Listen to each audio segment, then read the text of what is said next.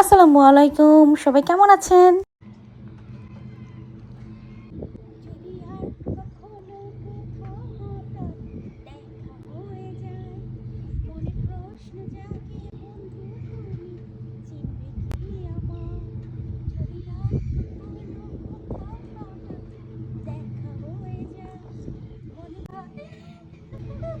তারা সাগরে যাবে মাছ ধরতে এবং ওইখানে যে পানিটা এত পরিমাণে মাছ, মানে অসম্ভব মাছ, অনেক মাছ। খুব সুন্দর আনন্দময় একটা বিকাল ছিল। আল্লাহ হাফেজ, ভালো থাকবেন।